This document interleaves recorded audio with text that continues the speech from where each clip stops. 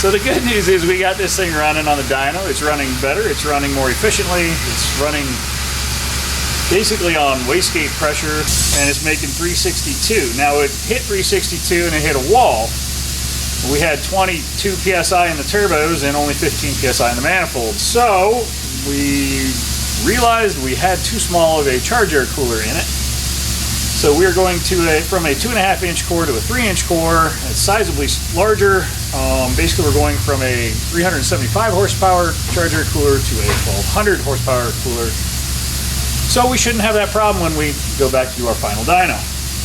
So we're going to make this thing fit in here, and we'll show you the difference in size. It's pretty substantial.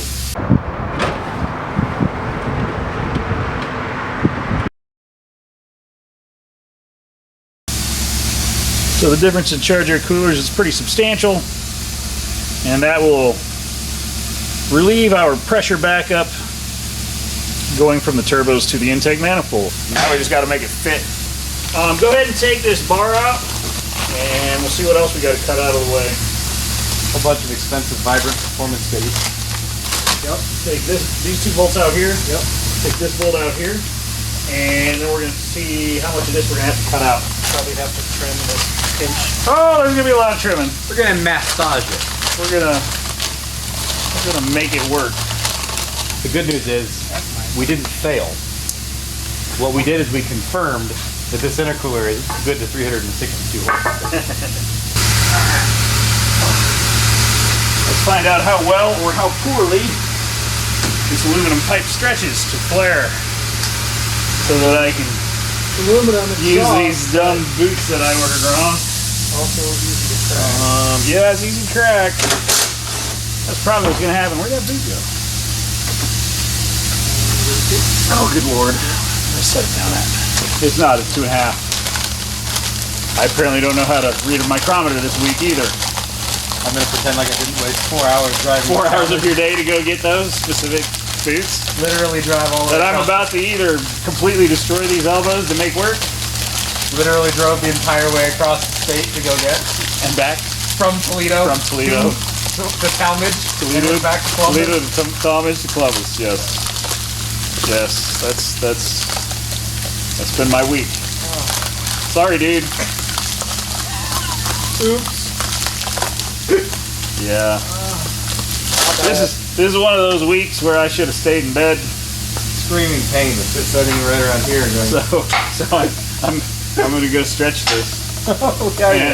And it's either going to stretch or it's going to break, and then we're in a completely different world of poo. Okay. It's going to break. It's going to break. It's going to break. It's going to break. Probably. It's going to break. Go snap. Those are both 3-inch clamps. Did we not get 275-inch clamps? So you drove all the way to get the wrong clamps too. Back of 2, 3.28 to 3.6.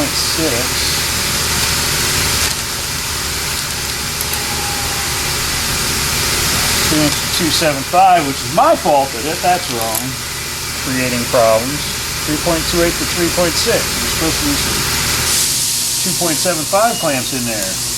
You still got the wrong stuff. There you go. That's awesome.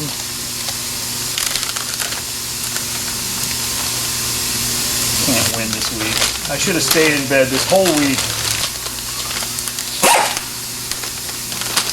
Hey Austin, you drove all the way across the state to get the wrong clamps. For the boots that I told you that are also wrong. Epic fail.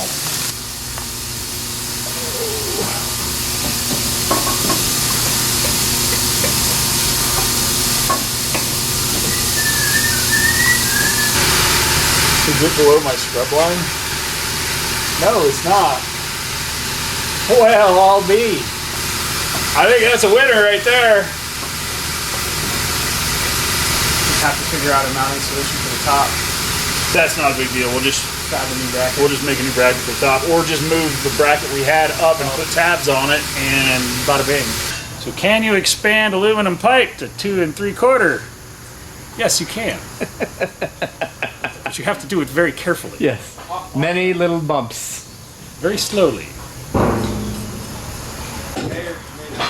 I may or may not have damaged the first one. After doing a test pipe. That worked. Right. May or may not have not worked. We will not talk about our failures today because we've had enough of those this week.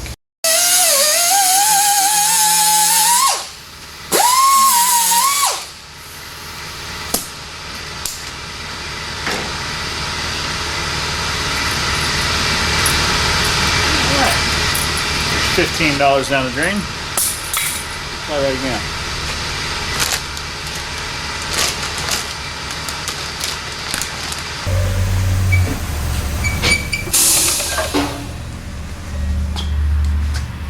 They'll all be.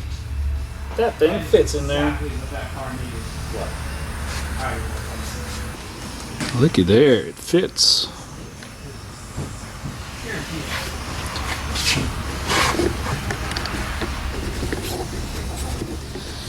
I'm gonna trim this guy up through there. You can't really see it very well, but I'm gonna trim it up to there and then go forward. That way I can rotate it back just a hair. And that should work pretty well. What are the things that...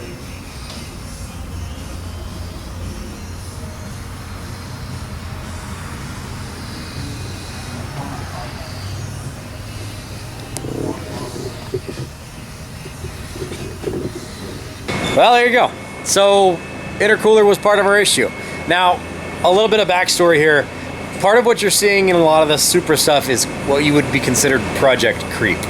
Initially, this was kind of starting out as a can we get it running project, and then over the course of the entire thing, we've added a lot to it. So, initially, would that intercooler have been fine on stock boost levels? Yeah. With stock turbos? Yeah, it would have been fine.